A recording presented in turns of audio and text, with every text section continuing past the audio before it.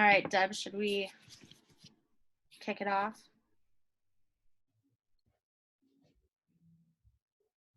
Do you want to go and unmute, or did you want me to start? Sorry, I was just taking attendance and I was pretty far down there. I had to zoom back up. Well, welcome everybody. This is the first Paddington Family sort of association education evening this evening, and we're just so glad to see 55 people joining us, 56 now, and I presume that more people will come on. I know this is a tough time to get kids in bed and then turn on to a Zoom, so we really appreciate you being here. This has been a workshop that's been in the making, I think, for about 6-7 months. And so we're really, it seems so far in the future, October 19th, but here we are. And we had a Paddington Family Association parent education meeting towards the end of the year in the summer, kind of debriefing what had transpired last year and then making plans for this year. And in talking to the parents in that group, and many of them are on this call tonight, it came out that, okay, if we're on this road of diversity, equity, and inclusion, what does it look like in the classrooms? And it's sort of a double whammy, because parents can't come in the building yet to see some of the things that are artifacts or things that are on display, books, artwork, what have you. And so decided that tonight we do a little education for you parents, and again for us teachers. We met with Dorothy today and we had a great 2.5-hour session with her today. And we're just really excited to show you the excellent hard work that the teachers have put into this presentation tonight. And I'm excited for them to see the work of their colleagues. So I think it's going to be a really fun evening. So without further ado, I'm going to turn it over to Meredith, who is our Director of Communications and Inclusion. But we're just so glad you're here. So thanks for making the time. Thank you, Meredith. Yeah. Hi, everyone. Thank you so much for being here. Like Deb said, I know many of you are in the midst of bedtime, which can sometimes be chaotic. So with permission from Dr. Shapland, and in an effort to share this night with our whole community, we are recording this event.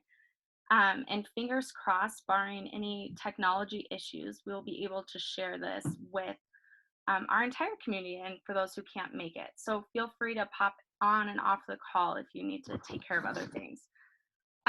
Tonight, we're first going to hear from Dr. Shapland and then from our Paddington teachers. And our goal is to share with you more about our DEI journey at Paddington, why this is important and essential work in the preschool community, and give you a virtual glimpse into the work in our classrooms. If you have questions during the event, please feel free to add them to the chat or send them to me privately. We will answer all the questions at the end of the evening, and if we don't have enough time to get to everyone's questions, please know that we will respond to you as soon as possible. And in the event that you think of something after the event and want to ask something, or you wonder more about our anti-bias education at Paddington, please feel free to reach out to me by calling the school or sending me an email to meredith@paddingtonstation.org. So without further ado, I would like to introduce you to our speaker, Dr. Shapland. Dr. Dorothy Shapland is an associate professor at MSU Denver with a doctorate of education and leadership for educational equity from University of Colorado, Denver. She has more than 30 years of experience as an early childhood educator with an expertise in a multitude of areas concerning early childhood education. Her research includes relationship building with students and family, social emotional skill development, and creating inclusive learning communities in the early grades. She's a founding member of the Voices Diversity Council of the Division for Early Childhood of the Council for Exceptional Children, and a member of the National Association for the Education of Young Children, as well as the Association for the Childhood Education International. Dr. Shapland has worked in partnership with Paddington over the past 7 months, leading 3 professional development days for our faculty and staff. She's joined our parent education evenings as a participant. She's working with our faculty and staff on trauma-informed education, placing 3 student teachers in Paddington classrooms, and is currently studying the path Paddington is taking toward greater diversity, equity, and inclusion. So please join me in welcoming Dorothy Shapland. Hi, everyone. So excited that you're here tonight. And I'm excited to be here tonight and to get to talk to you. I just want to share a little bit about, excuse me, about our process and what we've been doing, and why we're doing DEI work at Paddington, what's important about it, and then hopefully answer some of your questions at the end, if you have specific questions. I can tell you that our work together, my work with the staff, has evolved. So we started really at a very high level with research and the background and the studies that have been done to help us understand the children that we're working with and their readiness for this kind of work, and where they are from a really research-based. So once we built some knowledge about that, we started to dig into the idea of culture and what it means to work with children. We got some more concrete, specific things that we can do in classrooms to support individual children and be culturally responsive as teachers. And we also have done some trauma-informed study, a little bit of work on how we become aware of the trauma that we're all experiencing now through this lovely pandemic that we're involved in. There have been some great things that have come out of it, and there have been some real hardships, and how we work with children and families that have been there. And today we really worked on a lot about cultural humility, and we're starting to dig in more individually and more personally, because this is work that we all have to do. This isn't something that you just learn and then teach children. This is something that we work on continually over time. So I'm going to jump in. So why DEI work? Why are we doing this with children in the preschool? So the first most important thing to know is that our children are not too young for this conversation. So these are some of the research studies and some important information that we've dug into, that we've really looked at to understand how young it is that children really can distinguish between faces of different races, and at what age they really start to have preferences. And all of this happens much younger than we tend to expect, than families that are of the dominant culture and that don't have a lot of reason to examine because they are considered the norm, don't have a lot of reason to examine what's happening in society.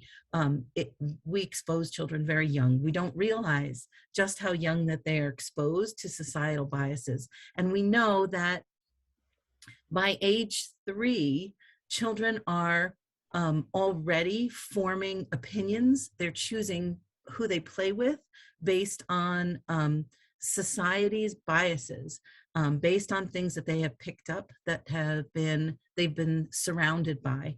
And racism isn't always something. Certainly explicit racism exists, and there are places and times where families sit down and teach their children the racism that they carry, that they're conscious of. But it's much more prevalent that we're not comfortable and we don't talk about these things, and children just pick it up. They pick up that it's something that they're not supposed to talk about, but they are learning different rules. And by the age of 3, children really do have a strong idea, and their preferences shift. So when they're younger, their preferences might be for their own home culture and the faces that they see the most around them. And that makes sense, right? When you think about historically humanity and protecting our own from the invasion of a separate tribe, right? Those that are like us are safe to be around, and those that are different are not safe to be around. And that evolutionarily seems really logical, but there's a point, and it's somewhere around the age of 3, where children start to reason differently, and they no longer have a preference just for their own.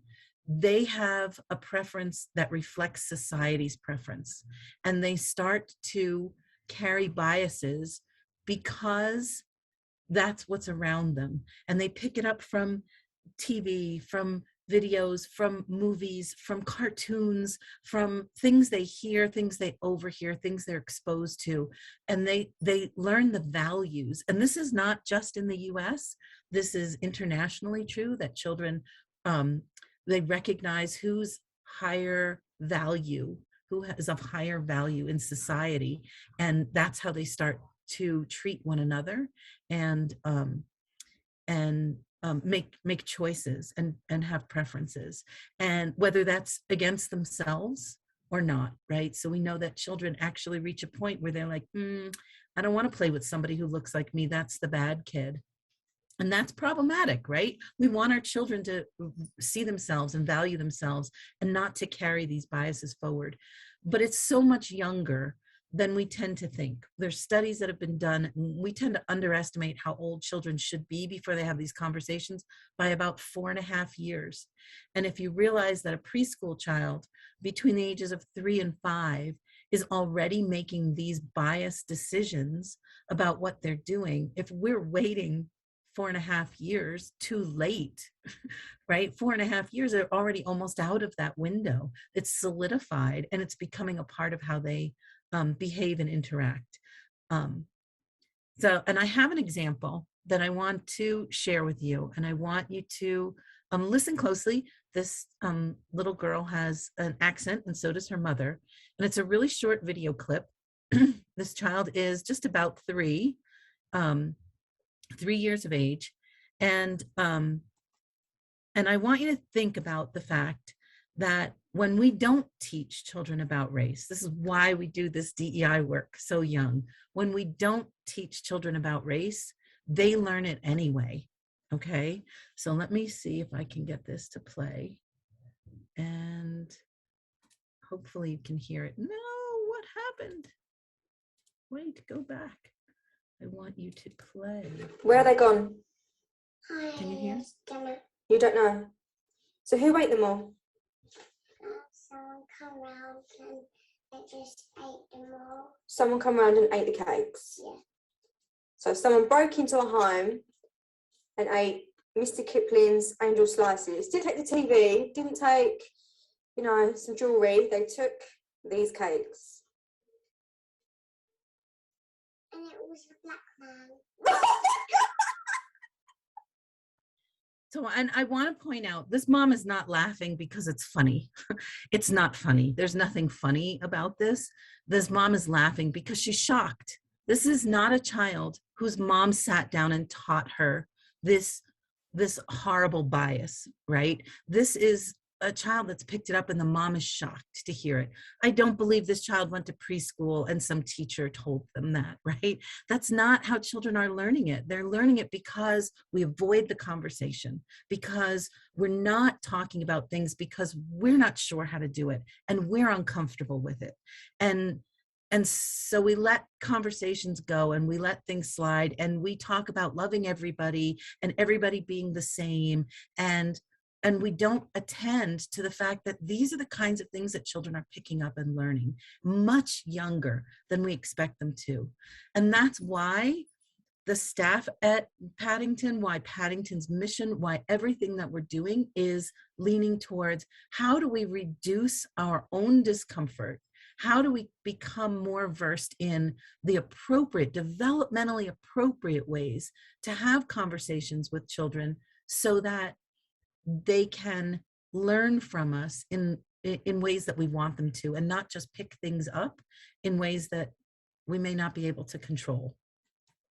So we know where children are at and what they're ready for, right? 2-year-olds, typically, they're all about independence, and they're all about curiosity. They're really ready to talk about what they see, right? And what they see is what's the same and what's different, right? That's what they're seeing around them. They want to talk about it. We have to embrace that and support them in talking about what they see and what they notice. 3-year-olds are starting to reason. They're starting to have a kind of logic. It's a mistaken logic, but they have a kind of logic that's happening. They put things together and they draw conclusions. And when it's something like, it can't be bedtime because I didn't have my story time yet, and you tell that child, well, we don't have time for story time. We were out late, things are busy, and it's getting late, and you really just have to go to bed. We don't have time for a story tonight. And they throw a fit. They're not throwing a fit because they really want the story. They're throwing a fit because their logic tells them it's not bedtime until after story. And so their logic tells them you're trying to make them go to bed at it's not bedtime. Can't possibly be bedtime because I didn't have my story. That's the kind of reasoning that a 3-year-old does. They are ready to really talk about identity and how I see myself and positive identities and call things out and acknowledge things. 4-year-olds are a little bit more logical, right? They've had a little bit more time to refine those things, and they can make some leaps in understanding. They're really, excuse me, I've been talking a lot today. They're really ready to talk about fairness, right? So 4-year-olds can start to see, well, that's not fair and that's not okay, right? And they're beginning to understand that fairness isn't about everyone gets the same. Fairness is about, what do I need at this moment, right? How do we make sure that everyone gets what they need? And that kind of balance. And that's a kind of conversation we can have with 4-year-olds, 4.5-year-olds. 5-year-olds are truly driven. They're truly driven by fairness. Those are the children that are going to tell you, that's not fair. You're not being fair, right? Anything they don't like, they call unfair, right? But they are really driven by that idea. And they're ready to talk about standing up. They're ready to talk about being the person who intervenes. They're ready to understand how to not let things slide that they don't think are okay, and how to step into that. And so these are the kinds of conversations that we want to be having with children at these different ages, because they're developmentally aligned with who those children are. What we want to do is stop avoiding the conversations that we consider controversial because they're hard for us, and embrace the fact that children are so curious. Our young children are so curious. They don't find these things controversial. They just want to know. They just want to ask the question. And the more matter-of-factly we can support them in understanding, ooh, that's not a way that we talk about that, right? You're drawing a false conclusion. It really is bedtime, even though we didn't have story time, because your logic is flawed. We can do that with children in this age group and help them see, oh, well, we don't say those words, not those are bad words to say, but there's a way that we can understand that. Why would you say that? We can prompt them with questions, and we can start to explore what their thinking is and help them course correct, so that these ideas don't become completely ingrained and they aren't becoming social bullies in the elementary grades. So that's really the cause and the background and everything for what we've done so far, and where we're at. Each of your different level teachers are going to present what they're doing in their classrooms at these different levels, so what your children are experiencing and what's going on. Yes, I'm sorry, Allie. Yes, I will make sure that I send out that link, and that you have these presentation, the slides afterwards. And so Meredith, I think we're going back to you. I'm gonna stop sharing this. Yes. So Deb and I put together a few questions for Dorothy this evening. So Dr. Shapland, we've worked with you for about the past 7+ months, and could you share a little more about how the teachers are embracing this work, and maybe a little more about where their journey is headed? Oh, sure. The teachers are, they seem really excited to learn and to grow, right? And that's what makes them great teachers. There are aspects of this kind of work that's new learning for all of us, right? There's no endpoint. I'm no expert on equity across the board. This is something that I research. This is something that I do a lot of work with, and something that I learn from teachers in the field as we go. They're really there isn't one expert here on these things, and it's a lifetime journey. As soon as we learn and feel like we've got our heads around something, there's more information that comes out, and we suddenly realize, wow, that was a mistaken path too, right? So we want to be continually learning and to become more knowledgeable and more skillful together so that we can meet student needs. And these teachers are experts on learning and growing. So it's meaningful work, and they're deeply engaged in it.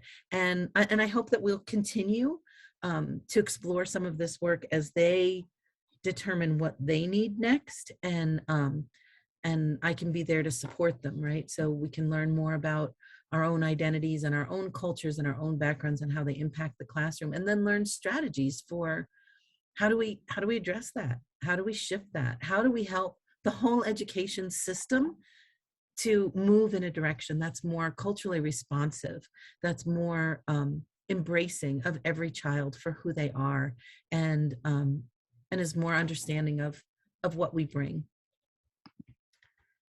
What materials do you think are essential in the classroom and home environments that promote this anti-bias work? Well, I don't think it's always about materials. It's about awareness, and it's about openness, right? And the willingness of all of us to become more aware of the learning that our little sponges do without us when we avoid topics we find uncomfortable, right? So becoming more aware of that is like the first step to shifting it, right? So the best thing we can provide might not be anything other than real attention, real listening. We can follow up on the things that we overhear and that we hear, really interject and ask questions about, I heard you say this. I'm wondering about that. Do you know what that is? Do you know what that means? Do you know where that comes from? Let me tell you a little bit about what I know. Let's look this up together. Let's find out a little bit more. Who could we ask these questions of? That's really what we need to provide our student. And of course, there are lots and lots of books, books that give them mirrors to see themselves reflected and the possibilities for themselves, and windows into the lives of people whose experience is different than theirs, right? Those making sure that they see all kinds of different people in all kinds of different situations, in all kinds of different normal everyday practices, so that they're exposed to all of that. So yeah, I'm always going to promote books, more books, and lots of books. But otherwise, I think the best material we can offer our children is our time and our attention, and our focus and our willingness to learn, to say, wow, this topic makes me uncomfortable. Can we come back and talk about this later? Because I have to find out some more things before I can really answer your questions, right? That is the gift that we need to give our children, more than stuff. As some of our families start to look into next steps and finding an elementary school for their child, what should they look for in schools that promote diversity, equity, and inclusion? Wow, that's a really wonderful space to be in, right? To think about it, we're seeking elementary schools that support how we learn to walk in the world in our preschool experience. That's a huge gift, right? I think some important things to think about include some of the hard stuff, right? What's the diversity of the school population? Are we willing to look at that and put our students in a space where they're going to be around all the different kinds of people they're going to live and work next door to their rest of their lives, right? Are we going to make sure that they have that exposure? The teaching staff, the leadership, right? What's the diversity? What's the inclusion level that's happening in those different levels in that school, in that district? In that, does it reflect the neighborhood? But there are other things. We also want to ask some hard questions, right? We know that zero tolerance punitive discipline is really not equitable, and it's not trauma informed. So if we really want to follow up on this DEI work, if we really want to make sure that our children are surrounded by true equity, we want schools that are more centered on the whole child, not pushing students out that don't learn or interact in compliant ways, right? We want to see classrooms at all age levels where children are truly engaged, cognitively engaged in the work, behaviorally engaged in what's happening in the classroom, not just following rules, not just complying, especially if they're complying out of fear. So anything along those lines that feels threatening, that feels shaming, should be a big red flag that the school is not going to align with where you've put your trust and your energy in these early years. And we have to be willing to ask those really hard questions. Go in and say, wait, what are you doing about this? And how does that look? And how does that work for students in the school? We want to challenge our schools. So you mentioned books, and I'm curious if you have, what is the last good children's book you read on this topic? And I won't limit you to one because you said books and books and books. So maybe we need a few. I have a few that are right here. This is, can you see that? It's called Room on Our Rock. It's a lovely book, and it's about inclusion.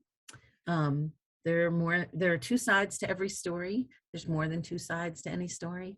And it's just a beautiful, this one I love, right? This is about inclusion. It's not specifically about racial identity. It's not specifically about characters that are from various backgrounds, but it's about including everybody and making room on our rock, and giving one. I have another one. This is my favorite. I use this all the time with all different age levels. This is the book is called One by Catherine Otashi, and it is about being an ally and being an upstander, standing up to bullies, and it's done so beautifully with just colors and numbers, and it's great. It's great. I love this one.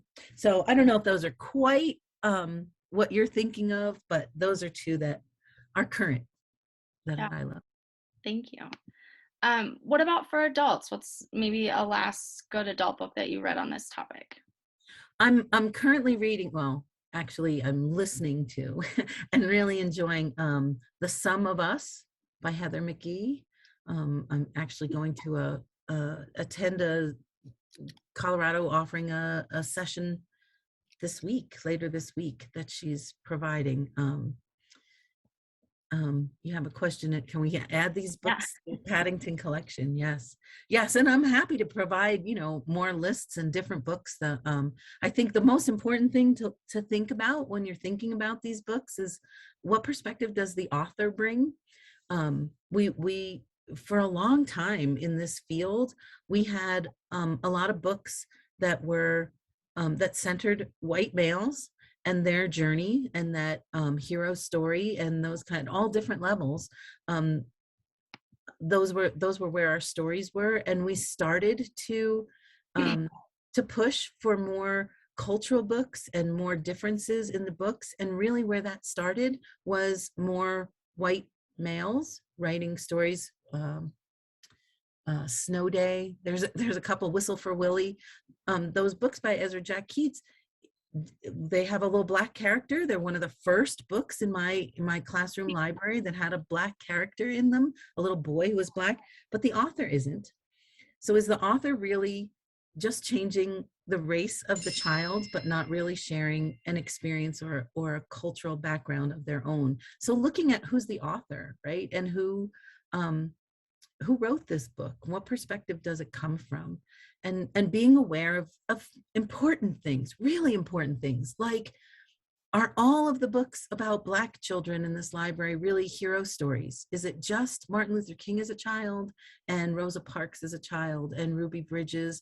Or are there real children who do real things in their real lives? Are those children represented in these books and stories? No, and I don't, not to say that those people aren't real, but not hero figures, right? Really, really regular everyday people is important, and who wrote the story. So that's the way I would balance the libraries at the school, is really to look at who are we representing? Windows and mirrors, right? Mirrors so I can see myself in these different possibilities. I see people with hair like mine. I see people with backgrounds like mine who use terms that I use, right? Not every grandparent is grandma. Some are Nana. Some are, Poppy, right? What do we call our grandparents and our, those other characters in the story? And are those represented in different stories so that children see what they experience represented in books? And then, and and then the windows, right? So we don't want to limit our libraries only to the children who happen to be in our classroom. There was a big push for that for a while. If you have a child who's from Somalia, make sure that you have books that represent that culture and use that language. But then what happens when that child moves on and goes into elementary school? We just throw those books away because that child's not in our school anymore? Do we only represent the children who are in the classroom, or do we give them an opportunity to see the experience of someone else? Do we give them books that have characters who are in wheelchairs, even though we don't have anyone in a wheelchair in the school at the moment, right? Even though that's the case, do we give them an opportunity to see and ask questions about experiences that are different from their own without othering people, but just to have that opportunity to be exposed, right? And to surround themselves with more and different people. Thank you. Well, thank you for being with us tonight and being with us just the past few months at Paddington. I'm going to take this opportunity to turn it over to our classroom teachers. You're going to be hearing from each age level, 2s, 3s, and then 4s plus kindergarten. The teachers have prepared provocations to demonstrate how DEI work is woven into everyday learning at Paddington. You'll see the progression of these concepts through each age level and get a sense of how this work enhances our learning environment. We are going to start with the 2s teachers first and hear from Mel. Hi, everybody. I'm going to share my screen, so give me just a second. Okay. So thank you, everyone, for showing up tonight. It's really fun to talk about what we're doing in the classroom. And actually, this provocation we presented to the kids last week. So if you're in Monday, Wednesday, Friday, Spring Letkins, you'll see some familiar faces. So we based ours on a book called Love Makes a Family. And this is the book. It's a very bright, colored, it's really a board book. It's a little book, but it's really good about doing what Dorothy was talking about, providing mirrors of different kinds of families, and then also windows into how other families look.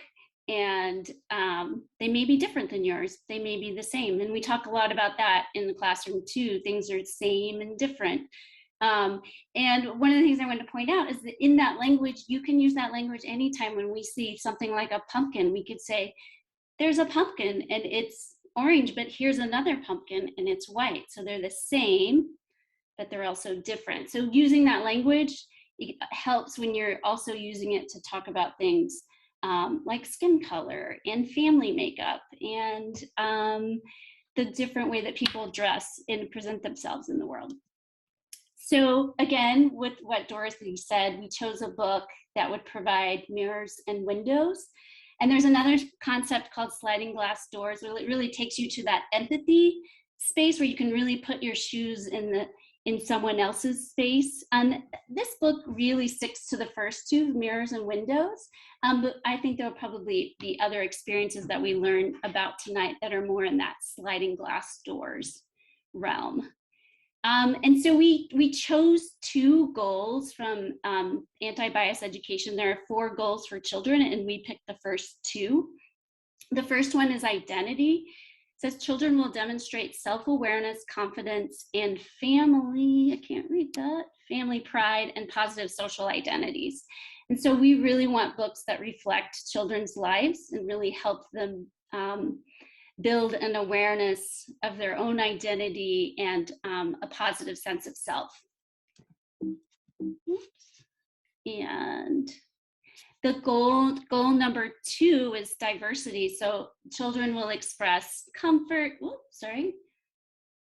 Children will express comfort and joy with human diversity. They'll use accurate language for human differences and build deep, caring connections across all dimensions of human diversity. So we want to present things that are different that they might not see in their everyday life that they can become comfortable with and bring them joy. So I'm going to turn it over to Maggie now, who's going to talk more about the book we read this week.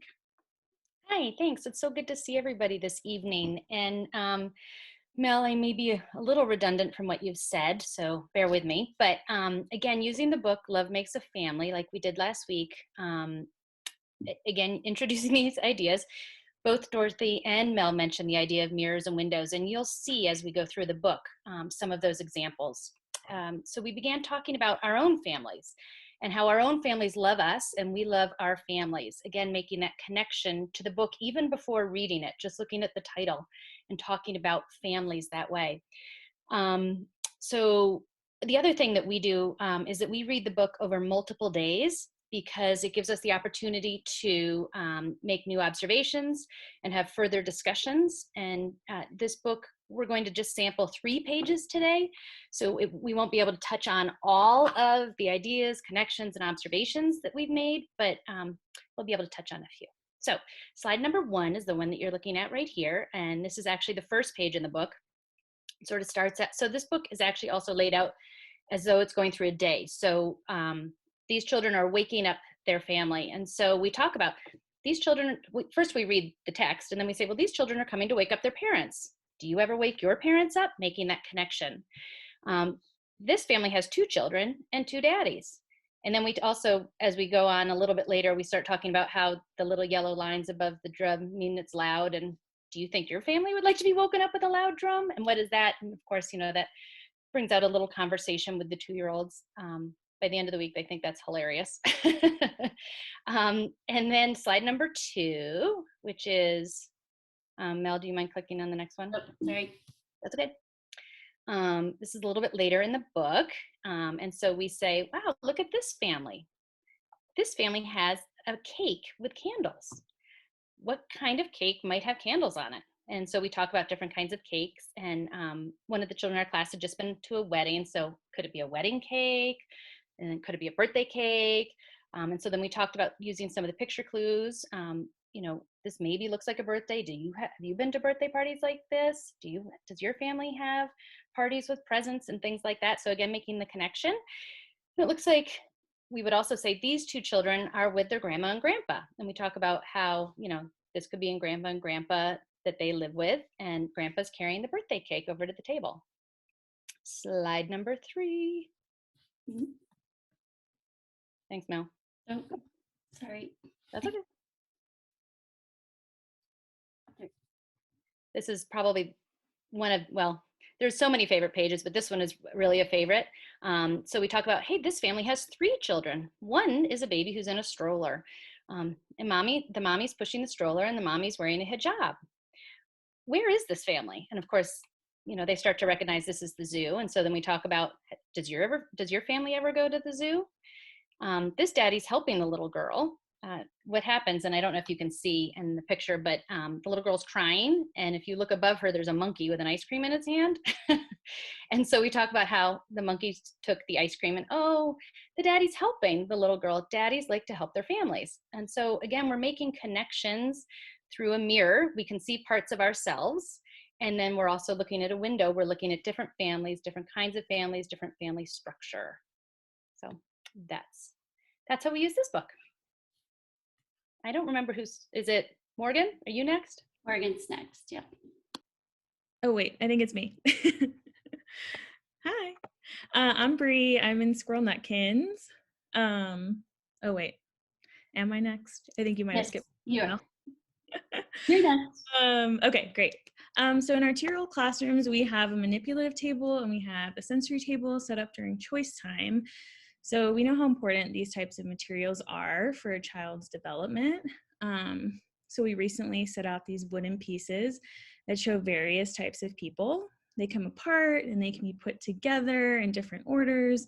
And this allows the children to see various groups displayed. And it also kind of initiates that organic conversation.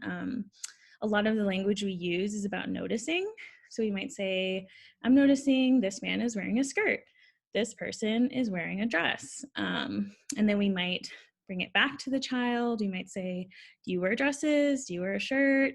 That kind of thing. And so even for children that are not quite as verbal or they don't possess that much language, they're taking it all in and they're able to repeat a lot of phrases. They're able to understand, I wear clothes, I have hair, that kind of thing. So having those physical materials just really allows the children to really interact with them versus just seeing them, and they can put them together on their own. And so it just really brings about more of that conversation. Can you go to the next slide, Mel?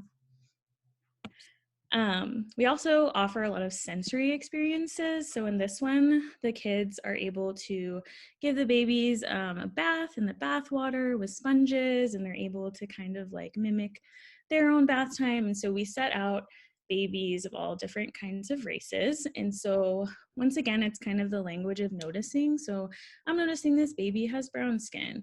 I'm noticing this baby has white skin, and noting the differences and eye color, hair color, things like that. And just pointing those out to really, because the children are really taking all of those things in. And so as much as we can, we try to engage with them around it and narrate. And we also try to facilitate the conversation by bringing the child's own experience in. So we might say, like, in this picture, there are two moms. You have one mom. In this picture, there are two moms. You have one mommy and one daddy. So I think bringing their own experiences in is something we also try to do as well throughout these provocations. And then I'll turn it over to Morgan. Great. I'm Morgan. I'm in the Tom Kitten classroom with the full week twos. And these are some of the things that we offered this over the last couple of weeks. So similar to what they did upstairs, is we offered some babies with shaving cream and bathtubs and water, and allowing the children to bathe them and care for them. And we had babies of all different skin tones, some that matched the children, some that were different than the children. And so it's similar to what Bree said, it allowed that discussion of what's similar, what's different. And learn to really giving care to others. And yeah, practice that skill. And then this next picture here is a bunch of, we call them our community helpers. So they're just little characters that are all different jobs and things like that. And they display a lot of different skin tones, but also sometimes opposite genders in the stereotype of what's for, of the stereotype for that job. So those are really fun to kind of offer to the children and allow them to add it to their play and let them just kind of explore that and hopefully set a new norm. And then the next slide. So this was from another classroom, and they read this story, The Colors of Us, which talks about all different skin tones and again, the similarities and differences. And so this provocation here allowed the children to explore all different skin tones and match and talk about you know, which handprints matched theirs, which handprints didn't, and notice their friends too. So.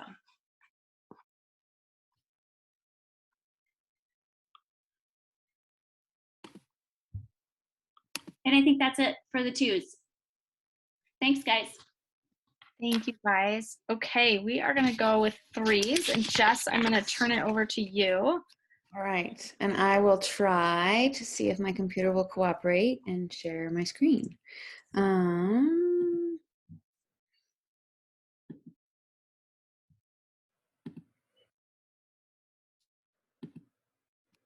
Yeah, it doesn't want to work again, Meredith. So How about I'll drive it for you? Okay, you drive it. All right. Let's see. What should we look at here?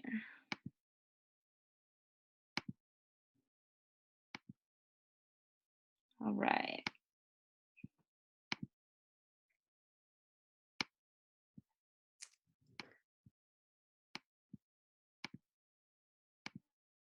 All right, Jess, can you see it? Yes, yes, that's perfect. Right. Okay, so I'm Jess Tribe, and I'm with Kelly in the Sam Whisker Monday, Wednesday, Friday threes. And as a group, we kind of decided to present, we all did various different things. And we chose to go with our exploration of the same book, The Colors of Us. And I think, like previous presenters have mentioned, literature is just such a great way to have kids be able to see themselves and then experience something different, kind of that window phenomenon. So over the course of a few weeks, we took a bunch of time to do this because we felt like even at 3, to attend to this kind of rich topic was challenging for them to sit with it for very long. So we read The Colors of Us a few times. And the book is about a girl who goes on a walk in her neighborhood and notices how all of the friends in her neighborhood community have different shades of skin. And she describes them often in terms of different delicious foods: honey, cocoa, cinnamon, nutmeg, and pizza crust. And so that, of course, then developed, or led us to a conversation of, do you like cinnamon on your toast, or do you like to eat the crust? And so kids can always relate to food. So I felt like that was really helpful for them to kind of find something that was similar, even though they are in a classroom where maybe the majority of the kids do look the same. They can all relate to a food conversation. Next slide. Hold on, sorry. It doesn't want me to go slide to slide, so I just have to. No worries. There you are. The end of the story has the pictures of different children's hands, and we simply asked the class to notice these hands. I was up at the front of the class reading, and so we just had them kind of notice and what makes them similar, what makes the hands different. And many friends came up and held their hands up. Some noticed different sizes, a few noticed the different colors, and some friends noticed nail polish. It kind of gives you a little bit of a sense of where 3-year-olds are at. The 3-year-old mind sorts the world around them into different categories: grown-ups and big kids, big cookies and little cookies, red cars, green cars, and it's how they make sense of the world. And at age 3, children are capable of taking those concepts of similar and different even deeper and applying it to themselves and those around them. And we really believe that our job as preschool teachers is to teach children to recognize and celebrate those differences among us as people. Next slide.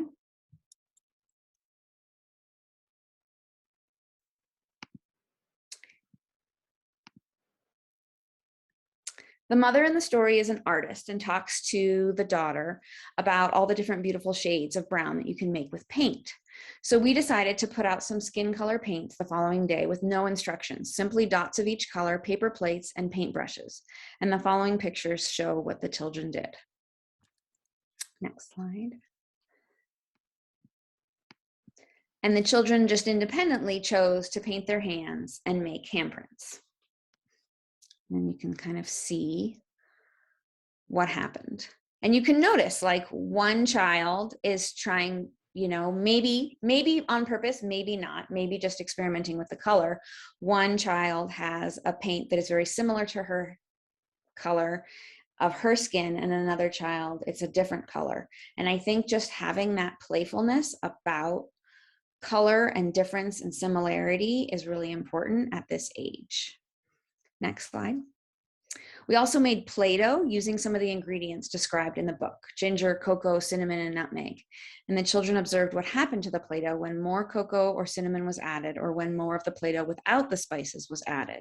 And they just, it was just a really wonderful thing to observe and have, again, using that language of what do you notice, what happens when, and you can kind of see the different stages. We had just the liquid, and we had, they were smelling the different colors and what it looked like when we were simply adding the spices to the flour.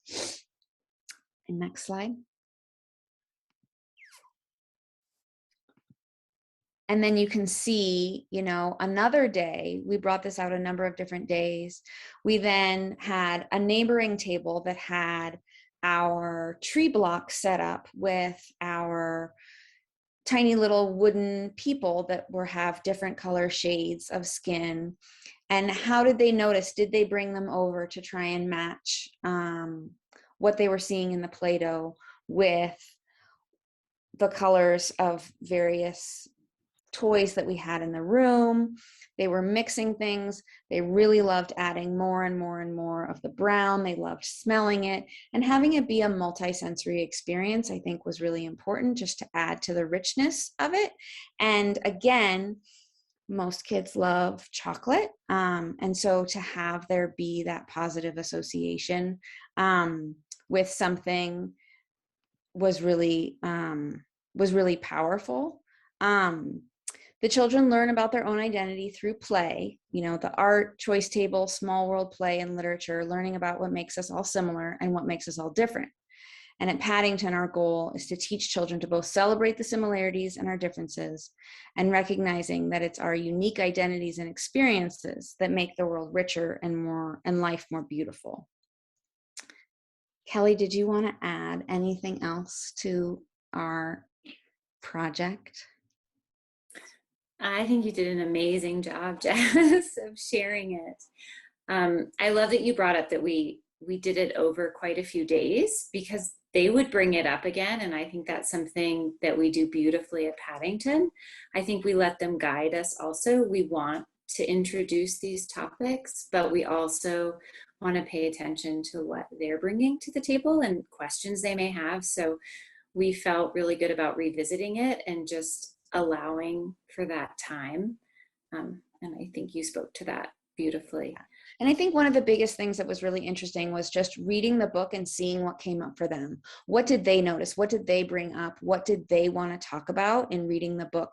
It wasn't I think a lot of times maybe people think of various teaching opportunities as very teacher directed and teacher led, but that's not how it is at Paddington, and definitely not how it often is in preschool, and definitely not at Paddington. So it was really just presenting that that opportunity and seeing what did they do with it, and then what conversations were then available because of the opportunity that we provided. Thank you, guys. All right, we have our 4s in kindergarten next, and I believe that Kate is gonna share for them. Let me see here. All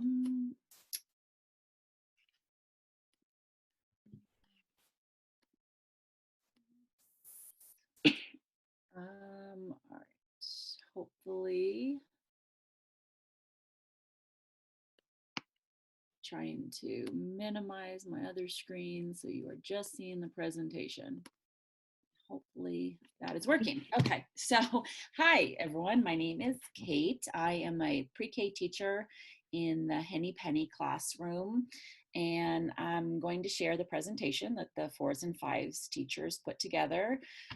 Just wanted to say thank you first to all of my colleagues that put so much work into this. I am just a mouthpiece. It was such a group effort. This provocation is concerning identity, which is identity projects are fairly common in ECE classrooms, and I imagine in other age groups too. Even before our more conscious focus on DEI, there are plenty of reasons to do an identity project. It builds self-efficacy, positive self-concept. It helps to get to know one another. But we wanted to be really intentional about the lens that we were viewing this work through, and really let it be guided by DEI. So, let's see here. Not seeing. Oh, there we go. So Mel mentioned before that we've been doing a book study this year of anti-bias education for young children and ourselves, which is a NACI publication.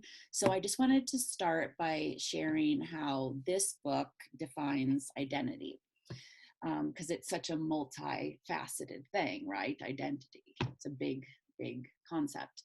So they really split it into two different types. Personal identity, which would be attributes that give each person a sense of individuality. Some examples of this might be personality traits, talents, interests. Personal identity is primarily fostered by a child's temperament, home, and extended family, and then by community and school. And then the second type of identity is a social identity. And that is a significant group category that is created and defined by the society in which people live. So some examples there would be culture, language, race, gender, family structure, and so on. So social identity has societal policies, stereotypes, and attitudes connected with it. And I don't want to dive too far down a rabbit hole of theory, but again, we just wanted to kind of share with you how we were guided here with this provocation. So one way we look at how children develop is by considering the work of this psychologist, Yuri Bronfenbrenner, who he came up with the ecological systems theory, which is this diagram up here on the screen right now. And it really views child development as a complex system of relationships affected by multiple levels of surrounding environment, from more immediate settings of influence like family and school. And as you move into the outer rings of this diagram, you see there's influence of broad cultural values and customs, and there's lots of educational implications in Bronfenbrenner's work. In fact, he really helped develop the Head Start program in this country. So that all of this brings us to the focus of this particular identity project, our provocation, which is, what is the story of your name? And names kind of straddle both types of identity. They're personal and they're social. Drink of water, sorry. A name is a child's first story. It's special and unique to them. So much of their identity resides within it. It's also very special to the people who gave them the name, their parents, their family. It offers a window into their family and their culture and their story. So learning about how they get their own name helps children to learn more about who they are. Again, it builds that self-concept, pride in themselves, where they come from, their family values, and then they learn the story of how other children get their names, and it illustrates that everybody has their own stories. Some of them are going to be similar, and some stories might look quite different from their own. So this was an example of, this is a provocation that has been done or will be done in most all of our classrooms. So if it's not familiar to you, it might be just that you're like, my classroom has not gotten to this yet, but in the next couple of weeks we are. And I believe this is from the Appley Dapley classroom or the Peter Rabbits, I'm not sure. Jump on please if you are the one whose classroom this was in. But this was a form they sent out to parents, this building our community, and it kind of has an explanation of the idea behind this project, and then lets family member, parent, or another family member in charge of this write the story of the child's name. See, there's some examples here. Sorry, somebody else was. Hey, if you want me to talk about it, I think this was our class that did these. Yeah. Sure. And I think kind of what we really wanted to do is kind of model that we can learn more about somebody's story through asking questions. And that was kind of the root of this. And that we don't know anyone's story unless we ask. So we were pretty intentional about modeling for the Appley Dappleys. We don't know your story, but we can learn more by asking. So we're going to send home this piece of paper so that we can ask the story of your name. And in doing so, we got so many amazing responses, and we learned so much about each other, and many of the kids learned a lot about themselves. So here we have Jack's story of his name. And Jack said that they chose the name, that they liked the name Jack, and Miles also. But when Jack was born, he looked like a Jack. Jack's middle name is Arthur, which was his great grandpa's name, and Lee was your other great grandpa's middle name. And then we also had Aradia. Aradia is a figure in medieval Italian Tuscan history. She believed she was a real woman who taught the old religion, i.e. earth-based spirituality, during a time when many poor females were being controlled and oppressed by the Catholic Church at the time. And Aradia was a goddess Diana, a huntress, and a goddess, I can't read that part. I think it says but of the moon. Of the moon, okay, there you go. And so it was just really, and we read these to our class during morning meeting, and it was just really great to hear everyone's different story. And a lot of the kids exclaimed, I didn't know that's where my name came from. Or one of them, Elodie's mom, shared that she liked French names, and she asked the dad, and the dad went on to Google and Googled the name. So other kids said, oh, I wonder if my name came from Google, or just kind of the importance of asking questions, and that the similarity between all of the name stories was that they were all different, and that was beautiful. Thanks for sharing that, Caitlin. Here's a couple other name stories that are really beautiful too. I don't know if I'm saying this right. Gillespie, SB, Caitlin, is that right? That wasn't from our class. I think that was from someone else's. Well, if any of the other teachers who have done this wanted to add an anecdote about how this provocation went in their room, please feel free to jump in. And if not, that's fine too. I like Cameron's story of his name has the nickname. My mom and dad call me Roo because I was a baby, like the baby kangaroo in Winnie the Pooh. That's a very sweet story.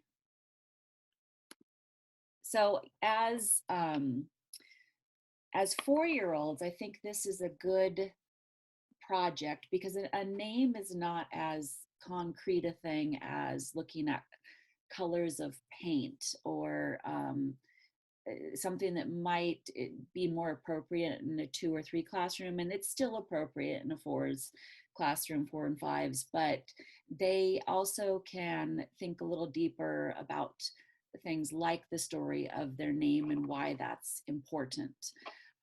So we included some extensions for the name project, or where you might go next in terms of identity projects, because usually this would be part of a larger identity project.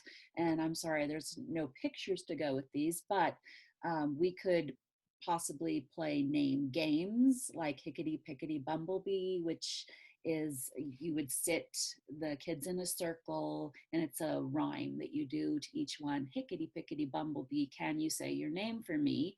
And the child says their name, and then the rest of the children say the name. And then, can you sing the name? Can you whisper your name? And it gives them a lot of opportunities to know one another's name and to also work on the correct pronunciation of one another's name, because that's important, right? You want to be called the name as you hear it at home or as you wish it to be pronounced. And we can start planting the seed of that right now, so that later on, you know, as a child gets into elementary school, maybe we're avoiding some of those microaggressions of, you know, the constantly mispronouncing names that are a little different from what the dominant culture might be used to. We also do a lot of self-portraits using skin-colored markers or crayons, or torn paper portraits with skin-colored paper, and offering many different choices for skin color. Doing student of the week, or some people call it a VIP or star of the week, where students can share more about themselves and their family and their life, bringing pictures of families into classrooms, inviting families to share about their culture or a holiday that they celebrate. And then finally doing identity books. So you could invite each child to make a book about themselves. It includes many of the above elements, or make a classroom book that has a page for each child and let that book live in your classroom library. Because how amazing is that, to go and see yourself, your actual self, in a book in the library. So we included some books that we might use for while we're talking about names, and the importance of names and the respect that should be given to names. And if you want to screenshot this, or we probably have these somewhere, Meredith, right? A list of these books somewhere. These are some wonderful, Your Name is a Song is just a beautiful book. And Alma and How She Got Her Name also. So these are also good. Here's some more. And again, it's been mentioned many times tonight, but mirrors and windows, trying to provide a diverse selection of books for children to see themselves in, and then also to view somebody different. And sometimes it's about an animal. Chrysanthemum is about a mouse. So, or an octocorn, which is a completely made up thing, but fabulous. Okay, so hopefully you could kind of jot some of those down or screenshot them. And lastly, just to kind of circle back to the beginning about how we were letting DEI guide us when we were coming up with this identity project, and some of the objectives that we were looking at. We acknowledge the impact of culture on a child's development and identity. We want children to feel pride in their cultural identity, in their own. We want to promote cultural competence and humility. So that is just being competent at knowing other cultures and having respect for them, and not really having a hierarchy.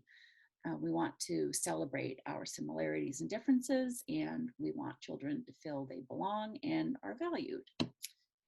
So that is it for us. Thank you, Kate. I just want to remind everyone that if you have questions, you can submit them through the chat or to me privately, and I'm going to send it over to Dorothy to kind of close things out before we answer any questions and close for the evening. I just want to point out what fantastic, beautiful provocations these were, and how they progress developmentally, how you can clearly see that a child coming in the beginning is moving through all these different stages. But even more importantly than that, the content has been broadened, right? To make sure that we're addressing some of these issues of equity and inclusion. But what we do in preschool, what we do at these different age levels, reading books, exploring books, having conversations about books, making art, painting, painting our hands, right? Those open-ended art projects, asking questions. How do we ask questions to find more information? How do we move from really concrete to more abstract? That's that's the content, right? That's really what we do in preschool. That's really how we do it at those different levels. All we're doing is infusing this this equity lens into the work that we already do. So nothing has been taken out. It's not that children aren't finger painting anymore. They're just finger painting and exploring colors and having conversations about that a little bit differently. It's not that children, we don't have time to read books because we're learning this. All of the things that we do at these different levels, we're doing anyway. We're just bringing this lens to the work to help our children to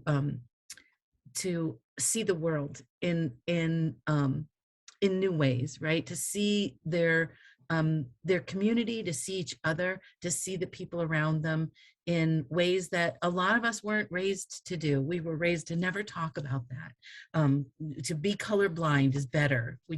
Everybody's the same. These children are learning to say, oh, we're different, right? There are things that we have that are in common, but we're different. And it's just wonderful. Really amazing presentation. Thank you all for letting me be here and share in it.